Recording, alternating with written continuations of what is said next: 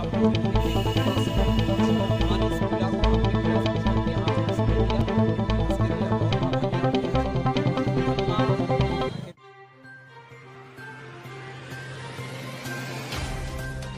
स्वागत है। आप देख रहे हैं एनआईपी न्यूज। आइए बात करते हैं उत्तर प्रदेश के जौनपुर जनपद की, जहां पर संपादक के पुत्र की जल्द बरामदगी तथा अपहरणकर्ताओं की गिरफ्तारी हेतु पत्रकारों ने पुलिस अधीक्षक को सौंपा ज्ञापन।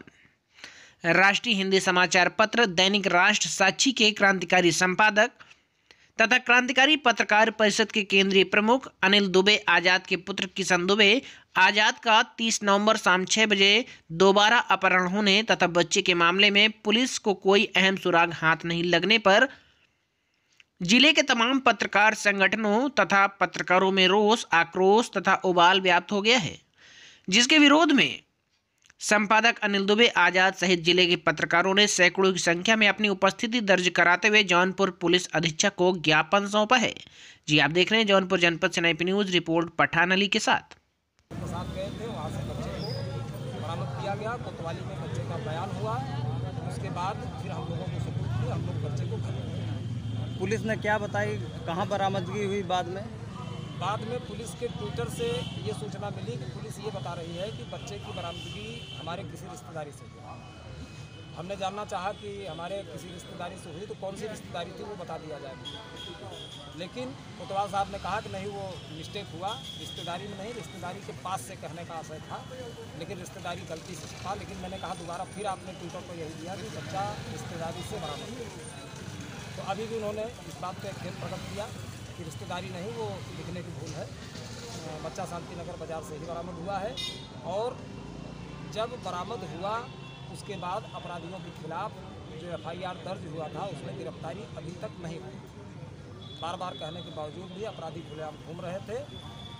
इसके परिणाम स्वरूप ये नतीजा निकला कि 30 तारीख को मेरे बच्चे का दोबारा अपहरण हुआ।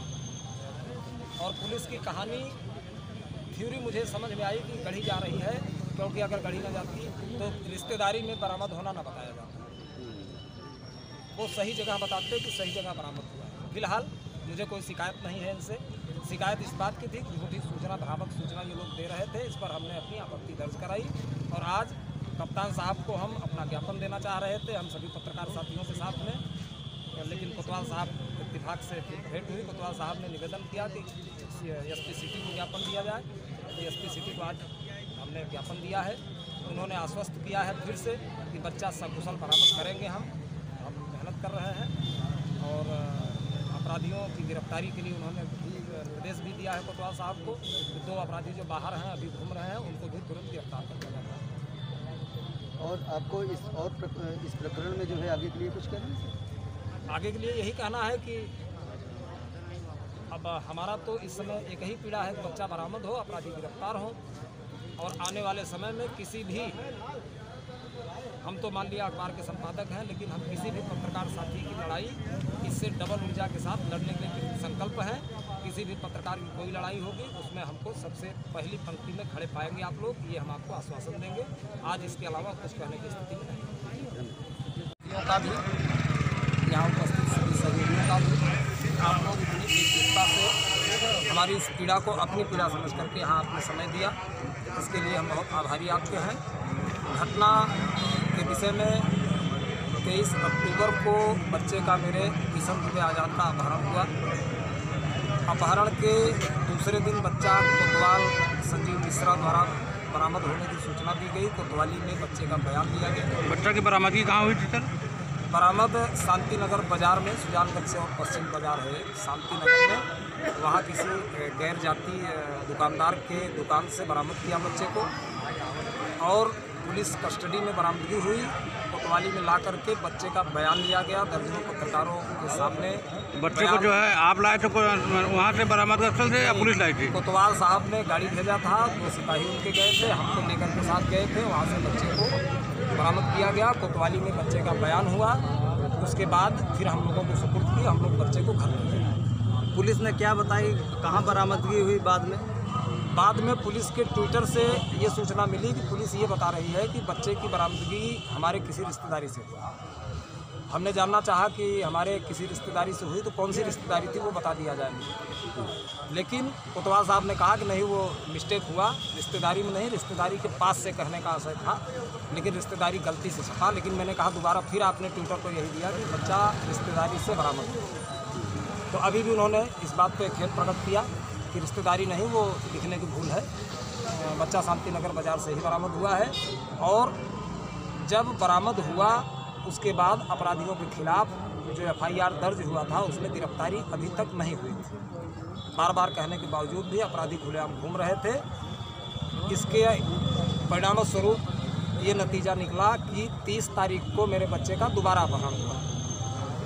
और पुलिस की कहानी थ्योरी मुझे समझ में आई कि गढ़ी जा रही है, क्योंकि अगर गढ़ी न जाती तो रिश्तेदारी में बरामद होना न बताया जाता, वो सही जगह बताते कि सही जगह बरामद हुआ है। फिलहाल मुझे कोई शिकायत नहीं है इनसे।